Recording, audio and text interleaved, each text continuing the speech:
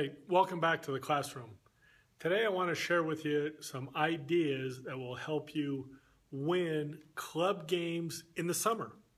Now you might think, why is that so important? Well, for a couple reasons. One, the more games that you win in the summer, the more you can progress into the winner's bracket through some of those tournaments, the more exposure that you can get to your players, which is, for a lot of club teams, that's the main reason why they're participating in these tournaments and why they're playing in the summer. The other thing is that as you progress through the winner's bracket, the more games that you win, then you have a chance to play extra games.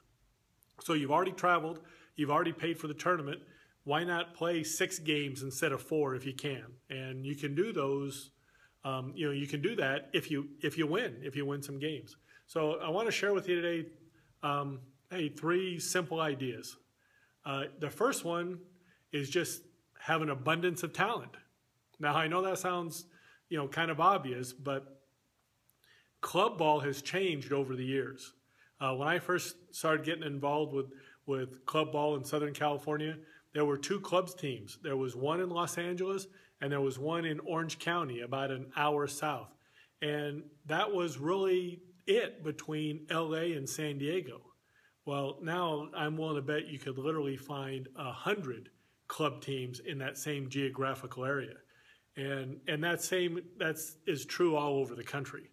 And what that means is that the more teams means some of those teams are really watered down, where it used to be if you played club basketball, you knew you were good and every team was really, really good. Well, that's not always the case right now. And so that old adage that says the team with the best players usually wins, that is more true in summer club ball than anywhere else. Let's face it, with club teams, there's less coaching, there's roster changes, players are playing out of position, all kinds of things that equal more offensive and defensive breakdowns.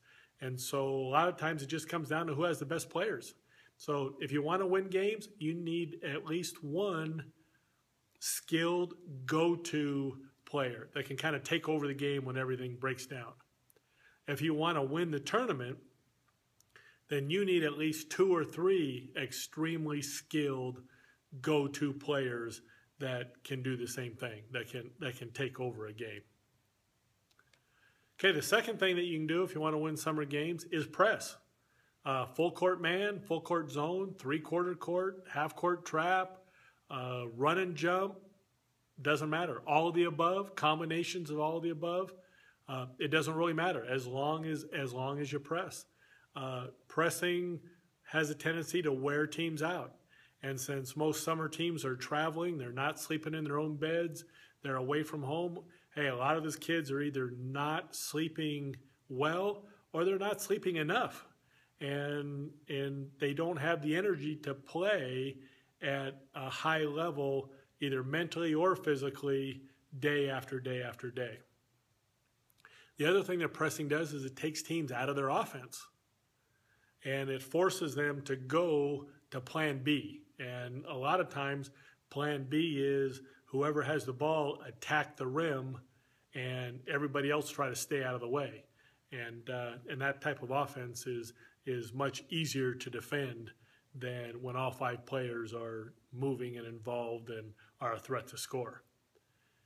The other thing that happens is that in an effort to assemble all-star teams, which what a lot of clubs do, sometimes players end up playing out of position.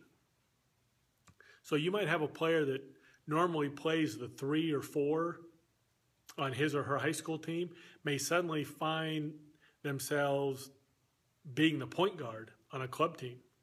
And, one good, well-executed press could blow the game, wide open at that point. The third thing that you can do is play some zone. So lots of games in a few days generally equals tired legs, which generally equals poor shooting. Plus, there's a lot of shooters, a lot of high school, middle school shooters that need to shoot every single day in order to groove their shot. And because of the way that the club schedule is, their outside shooting isn't quite as good as it normally would be. And so you go into a zone, poor shooting, now you have a chance to shut down their offense. The other thing is most of us coaches, we hate to admit it, but playing zone is not quite as strenuous as playing really tough, hard-nosed man-to-man.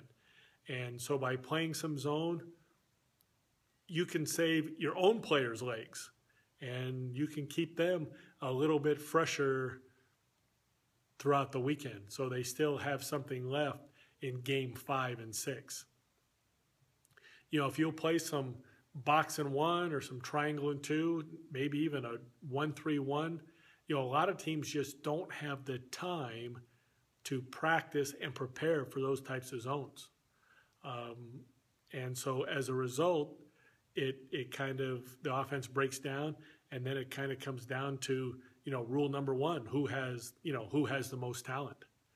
But anyway, those 3 things will definitely help win games in the summer. Abundance of talent, press, and play some zone.